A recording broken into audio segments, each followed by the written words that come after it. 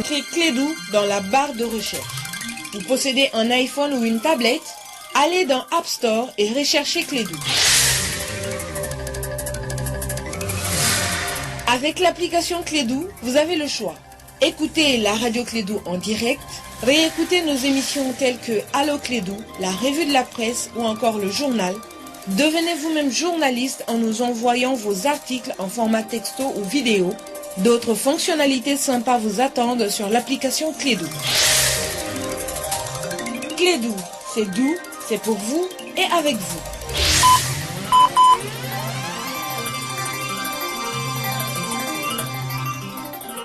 La Sotelma Malitel vous donne l'heure. Il est 7 heures. Le sport, les infos, la musique, l'actualité, de tout amuser et servir à chaud pour vous sur Radio Clédou.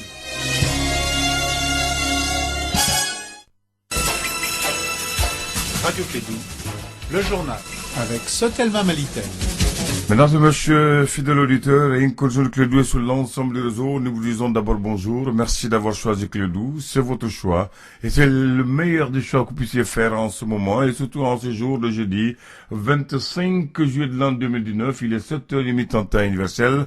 Vous avez le droit d'être informé. C'est inscrit dans la Constitution du Mali. Et nous avons pour mission de vous informer et de bien vous informer. Je vais conjuguer mes efforts avec Kassim Traoré de Ségou. Je m'appelle Abdoulaye Andal. Je viens de Tombouctou, mais nous sommes à Bamako, la capitale du Mali. Kassim, bonjour, bienvenue. Bonjour Andano, bonjour aux auditeurs, bienvenue à ce journal. Des cas sévères de malnutrition à Paris ont occasionné 6 morts dans la commune rurale de Mondoro, cercle de Douaza, région de Mopti. Vous aurez d'amples informations sur ces cas de malnutrition. Concertation locale, elles se poursuivent au niveau des plateaux d'Ogon. L'étape de Banyangara nous sera détaillée ici par Amadou Kassamara. Il est le président de l'association des ressortissants de Banyangara. La saison agricole démarre très mal à Yanfouila. L'engrais subventionné par le gouvernement est introuvable. En fin de mission dans notre pays, l'ambassadeur d'Allemagne rend visite au patron des patrons, Mamadou Sensi Koulibaly et Dietrich Becker vont se prononcer sur la lutte contre la corruption dans notre pays. Voilà pour les titres, les détails dans une poignée de secondes avec Ablaye Andano aux opérations techniques, au micro pour la présentation Kassim Traoré.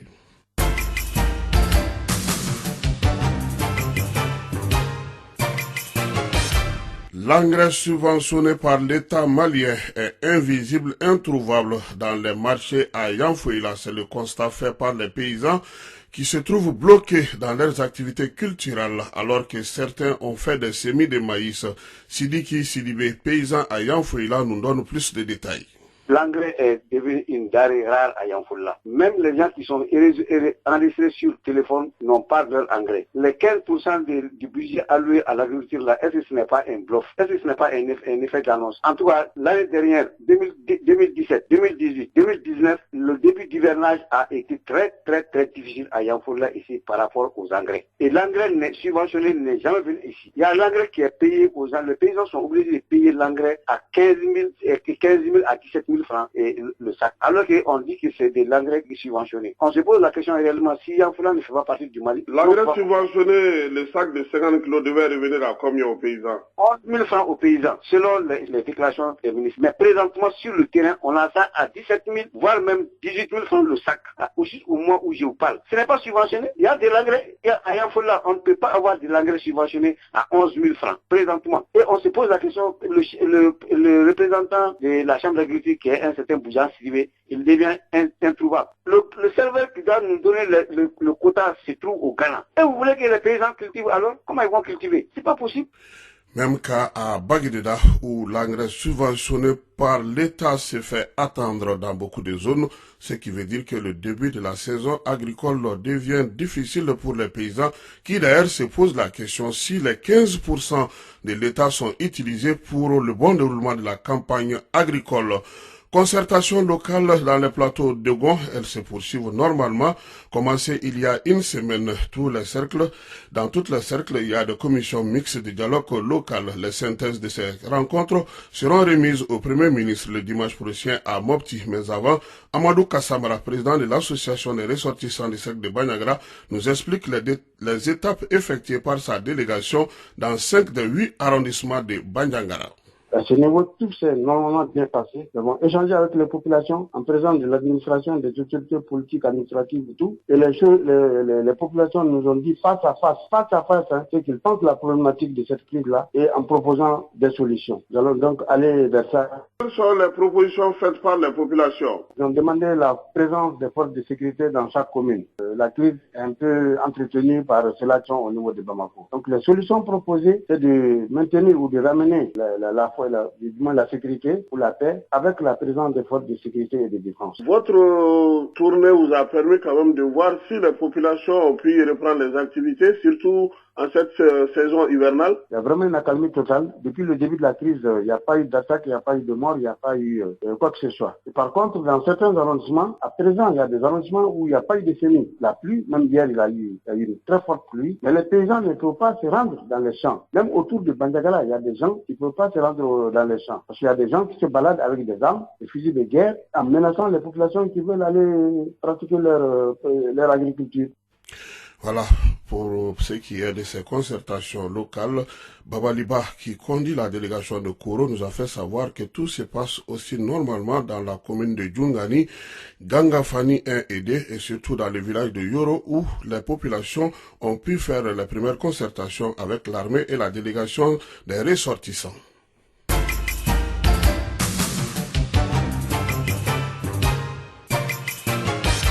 L'hôtel Onomo de Bamako vient de faire une formation de recyclage de ses agents. La formation a été donnée par une structure malienne. L'importance de cette formation est le fait que les agents sont désormais à la pointe de la gestion internationale en matière d'autologie. Jean Bosco Dambélé, directeur général de Onomo Mali. De temps en temps, il faut aller au dernier étage et visionner l'équipe. Et quand on voit qu'il y a quelques faiblesses, il faut essayer de les combler pour aller plus loin. Depuis mon arrivée à Onomo, j'ai vu que l'équipe était très dynamique, très soudée, mais il manquait quelques petits points à mettre à jour, dont spécialement la partie commerciale. Alors, j'ai fait appel à mon siège. Et nous avions le choix de faire venir des gens d'ailleurs. Et ayant découvert Élysée Conseil, qui fait partie de ces rares cabinets du Mali qui promeut la formation continue et qui sont très excellents. Alors j'ai décidé de leur faire appel avec le premier thème qui était sur la force de vente. Et depuis le premier jour, mes équipes m'envoyaient des messages WhatsApp pour dire « Waouh, merci. » Alors je me suis dit, désormais, je vais tout qui est un mot dogon qui veut dire harmonie. Donc on dirait même que Onomo est malien. Voilà. Donc c'est pour dire que à tous les Maliens et surtout les directeurs d'entreprise et tout ce qui est gestionnaire, de temps en temps penser à former leur personnel. On a certes recruté des gens qui sont diplômés, mais de temps en temps il faut une formation continue pour se mettre à jour dans ce monde du XXIe siècle. En fin de mission dans notre pays, l'ambassadeur de la République fédérale d'Allemagne est en train de faire au revoir aux Maliens. C'est ainsi que Jet Becker a rendu visite au Conseil national du patronat du Mali. Il a salué le combat du patron des patrons dans la lutte contre la corruption. Si Koulibaly, le patron du Mali, pour dire au revoir. Parce que je quitte bientôt le Mali. Je voulais lui aussi soutenir dans sa lutte contre la corruption. Nous partageons l'analyse de la situation de l'état économique du Mali. Peut-être le président, en tant que soutien malien, peut s'exprimer plus ouvertement. Et je pense qu'il est même obligé de dire la vérité. Pour moi, en tant que diplomate, je partage son analyse, mais je pense quelquefois nous devrons être en tant qu'étrangères plus timides et respecter aussi la démocratie malienne avec un gouvernement démocratiquement élu qui, je sais aussi, sont en train de commencer la lutte contre la corruption. Écoutons maintenant Mamadou Sensi Koulibaly qui parle des conséquences de la corruption dans la coopération entre le Mali et ses partenaires. L'ambassade d'Allemagne a toujours bien collaboré avec le secteur privé malien pour le développement économique de notre pays. Ils ont fait de leur mieux.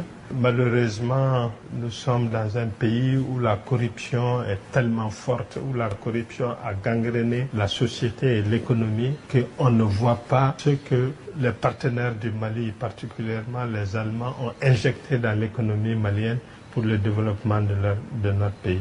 Et tous ces gestes, tout ce qu'ils ont fait a été presque anéanti par la corruption dans notre pays.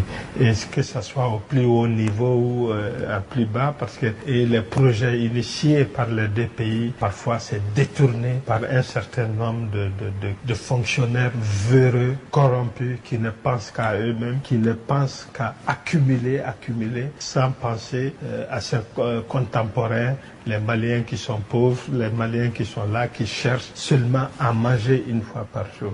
Alors que ces projets, ça aidait beaucoup plus le Malien moyen et le Malien qui sont exclus de l'économie malienne. Ça pouvait les permettre d'être dans l'économie.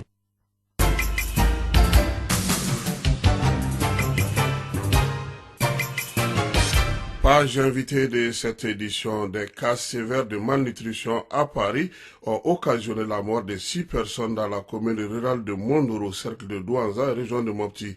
Le gouvernement annonce des mesures d'aide aux populations. L'aggravation est liée à la situation sécuritaire dans la région de Mopti. Pour en savoir plus, nous recevons comme invité Abdoulou Ongweba, adjoint au maire de la commune rurale de Mondoro. Abdoulou Ongweba, bonjour. Bonjour. Vous êtes le maire adjoint de la commune rurale de Mondoro. Exact. Comment la situation de malnutrition se présente actuellement? Très mal. La commune enregistre aujourd'hui plus de 100 maladies et les prises en charge ne sont pas encore faites jusqu'à présent. C'est la deuxième fois. L'année passée, c'était commencé complètement abattu et cette année, la même maladie revient en causant des morts et des malades. Nous avons aujourd'hui plus de 100 malades et 6 morts enregistrés déjà. Le centre de santé de la région est alerté parce que le CICREV est alerté. Nous relevons du CICREV de Douanza. Mais selon vous, qu'est-ce qui explique le fait que la prise en charge n'est pas automatique, étant donné que les 25 villages sont couverts quand même par des aires de santé? Ouais, il y a 4 aires de santé dans la commune. Maintenant, l'insécurité, les députés disent qu'ils ne peuvent pas se rendre là-bas, même acheminer les produits dans la commune, c'est un cas de problème. Et même si on arrive à acheminer les produits au niveau du chef-lieu de la commune, acheminer ces produits dans les autres aires de santé, c'est un problème. Il faut un escorte ou autre. Et on a pas une escorte aussi. Et cette population ne peut pas quitter d'un village pour rallier au niveau du chef-lieu de la commune. Mais la population seule, quand on ne peut pas venir au niveau de l'aire de santé, au niveau de Mondoro. Il y a 4 aires de santé. Il y a pour Mondoro, il y a Yangasadiou, il y a Tigila et Duna. Il y a 4 aires de santé. Maintenant, s'ils arrivent à aller à s'installer dans toutes ces 4 aires de santé, on peut vraiment radicaler la maladie. Maintenant, tant que vraiment on n'installe pas là-bas, c'est un problème. Alors, qu'est-ce que vous êtes en train de faire pour la prise en charge? Bon, nous, ce que nous pouvons, c'est donner l'information à qui doit et nous donnons l'information nous ne donnons plus les informations par semaine ou par mois, mais c'est journalière. Parce que notre cas est vraiment un cas exceptionnel, à savoir, les mouvements sont limités dans la commune. Personne ne peut faire un mouvement seul à 1 kilomètre. Ce qu'on peut, c'est d'informer les autorités. Est-ce qu'aujourd'hui, l'État qui souhaite organiser un convoi humanitaire sécurisé sera la solution? Si un convoi humanitaire est sécurisé, c'est une solution. Ça, c'est une vraie solution. Il faut que on va au niveau des ONG pour demander l'appui à l'aide alimentaire. Les ONG nous disent clairement, monsieur le maire, on ne peut pas aller de Douanza jusqu'à Mondoro, on ne peut pas aller. Il y a l'insécurité. Ou de Boné à Mondoro, il y a l'insécurité, on ne peut pas aller. Quel appui que tu demandes? Même l'État a un problème pour le même. Tout de suite, il y a 150 tonnes de dons qui a été donné à la commune de Mondoro qui est toujours à séparer lors du passage du Premier ministre tout de suite. On n'arrive pas à asséminer. L'État même n'arrive pas à asséminer ces dons au chef-lieu de la commune. Est-ce que la mairie peut en faire quelque chose de ça? C'est moi qui le dis. Attention, il y a l'insécurité, il ne peut pas aller sans l'escorte. Et on n'a pas eu d'escorte. Il y a l'insécurité, il ne peut pas aller. On dit que ça va passer par Koro. Donc comme ça sera escorté. Après, même hier sur le super, on m'appelle, on dit non, même à Corée, c'est pas bon. Ils disent qu'ils vont amener ça, laisser ça à Douanza. Ils disent c'est pas sous ma responsabilité. J'étais clair, ils disent ça ne sera pas sous ma responsabilité. Je ne vais pas m'engager. Alors, il y avait aussi des victimes, des personnes qui avaient été tuées dans le village de Ntigila. Est-ce que ces corps ont été enlevés et inhumés? De ma connaissance, c'est pas été enlevé. Ça, c'est depuis le 1er mai ou le 11 mai. 11 corps minés, 11 corps étaient minés. Je ne suis pas au courant de l'enterrement pour le moment. Et au moment où l'État disait qu'il allait prendre des heures, c'était même c'était un mois après. Quel corps qui va rester un mois après? J'avais les mis sur le corps. Ça, j'ai fait une déclaration au niveau de la préfecture de Douaza, au niveau du gouverneur de Douaza, au niveau du ministère chargé de défense.